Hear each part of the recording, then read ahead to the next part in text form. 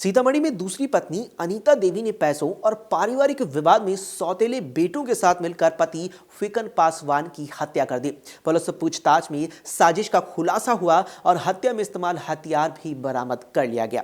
जिले के बथनाहा थाना इलाके से सामने आई ये घटना महज एक हत्या नहीं बल्कि पारिवारिक रिश्तों में उपजे अविश्वास, तनाव और हिंसा की भयावह तस्वीर है। जिस घर में परिवार रहा करता था उसी घर में एक रात सोते वक्त एक व्यक्ति की निर्मम हत्या कर दी गई। पुलिस जांच में सामने आया कि यह हत्या किसी बाहरी अपराधी ने नहीं बल्कि परिवार के भीतर रची गई साजिश का नतीजा थी। मामले की मुख्य आरोपी अनीता देवी ने पुलिस पूछताछ में अपना जुर्म स्वीकार भी कर लिया। पुलिस के मुताबिक अनीता की पहली शादी करीब 25 साल पहले राजेंद्र ठाकुर से हुई थी, जिनसे उसे एक बेटी और 2 बेटी हुई थी।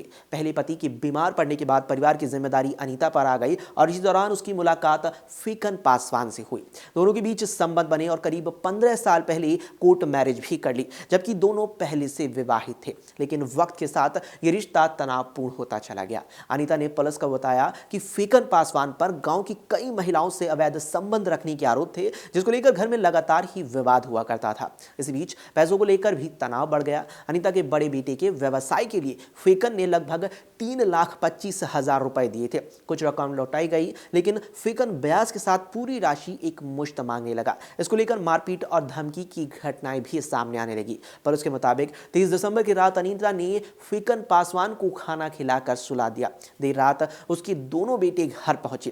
पहले से तेज करवाकर धार बनवाई गई दबिया अनीता ने दोनों बेटों को सौंपते हुए हत्या का इशारा किया।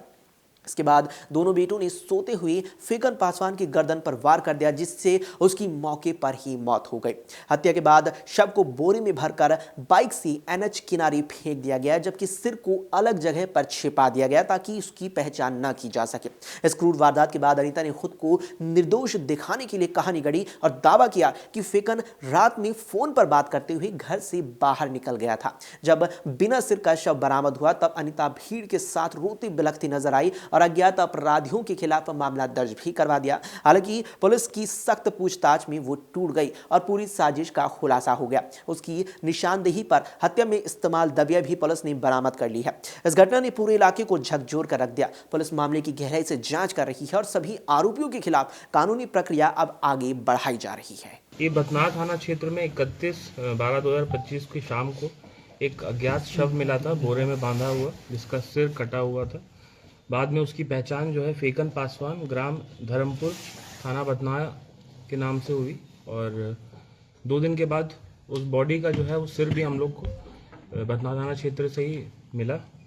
इस कांड में हम लोग ने एसआईटी का गठन किया था। उसका नेतृत्व जो है एसडीपीओ सदर 2 कर रहे थे, आशीष जी, और जो टेक्निकल टीम थी और जो आईओ हैं उन्होंने सीडीआर एवं टेक्निकल विश्लेषण के बाद जो है जो अनीता देवी जो मृतक की दूसरी पत्नी थी उनसे पूछताछ किया गया। पूछताछ के क्रम में उन्होंने स्वीकार किया कि पत्नी जो उनकी दूसरी पत्नी थी उन्होंने ही और उनके 2 बेटे अरुण कुमार और रीशु कुमार, इन तीनों ने मिल के जो है उनकी हत्या की थी फिकन पासवान की। और जो ये टेक्निकल एनालिसिस के बाद पता चला अरुण कुमार जो इनका लड़का था वो उस दिन उसी रात यहाँ पे आया था। इसी को हम लोग को संदेह हुआ। उसके बाद पूछताछ किया गया। पूछताछ के क्रम में इन तीनों ने अपना जो है कन्फेस किया है घटना के बारे में और फिकन पासवान को रात में खाना खिला के सुला दिया गया। उसके बाद उसकी जो है गर्दन काट दी गई और फिर उसको बोरे में पैक करके बाइक पे जो है उसको वहाँ पे एनएच के पास फेंक दिया गया। इसमें जो कपड़े जो वो लोग पहने हुए थे घटना के समय उसको कन्फेशन के आधार पर बरामद कर लिया गया। जो धारदार हथियार था उसको भी बरामद कर लिया गया है और जो कारण था घटना कारित करने का वो इनका आपसी जो पारिवारिक मामला था और फिकन पासवान का किसी एक अन्य महिला के साथ भी रिश्ता था, उसके चलते ये घटना घटी और पैसों का लेन देन का मामला भी सामने आया है। तो इस प्रकार ये पूरी घटना का सफल उद्भेदन हुआ और जो पूरी टीम थी उसने सराहनीय काम किया और जो अभियुक्त है अरुण कुमार ठाकुर, इसको पकड़ने के लिए हमारी टीम आसाम गई थी, वहाँ से इसको पकड़ के लाई और जो घटना में प्रयुक्त दबिया है उसको बरामद किया गया है। घटना में प्रयुक्त कपड़े हैं जो पहने हुए थे अभियुक्त उनको बरामद किया गया है और जो सीडीआर इत्यादि का लोकेशन जिस मोबाइल का था उसको भी बरामद कर लिया गया। इस केस को जो है हम लोग स्पीडी ट्रायल में चलाएंगे और इनको सख्त से सख्त सजा दिलवाएंगे। गर्दन को किसी दूसरे जगह फेंकने का क्या मकसद था? वहीं की आइडेंटिटी ना पता चले शव की, और जो ये था कि इनकी परिवार, इनको पता भी था कि इन्होंने ही हत्या की, उसके बावजूद भी इन लोगों ने रोड जाम वगैरह भी किया था, पूरा ड्रामा भी किया। लेकिन जो सच है वो अत्यंत, जो लास्ट में है वो निकल के आया बाहर। और पूरा जो घटना था, इनकी बीवी, दूसरी बीवी और जो 2 लड़के हैं उनके द्वारा ही प्लानिंग करके इनको मारा गया। और पैसे का लेन देन, अनैतिक जो इनका रिश्ता था किसी और महिला से, यही सब कारण थे इसके पीछे। सर ये जानना चाह रहे हैं जो महिला साथ में है वो कौन है? ये इनकी दूसरी पत्नी है। अच्छा, ये भी संलग्न है इसमें वार्ड क्या? सदस्य यही है क्या?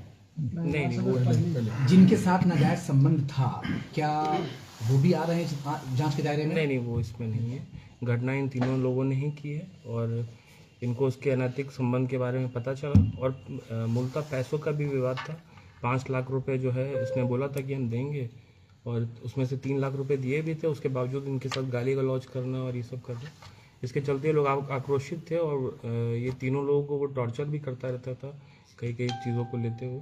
ये सब चीज़ों के इनके अंदर अपने जो सौतेले पिता थे इनके प्रति घृणा थी, जिसके चलते इन लोगों ने घटना को कारित किया। हत्या घर में ही की गई थी या कहीं ले जाकर? सोने के बाद घर में ही की गई थी। तो सब बेडशीट और ये सब हम लोग को मिला है और बहुत सारे साक्ष्य मिले हैं।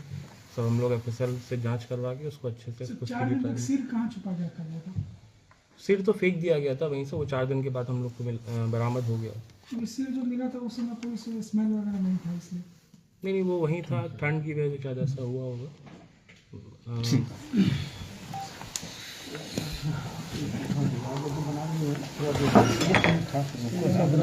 इसका बनाने दो ना।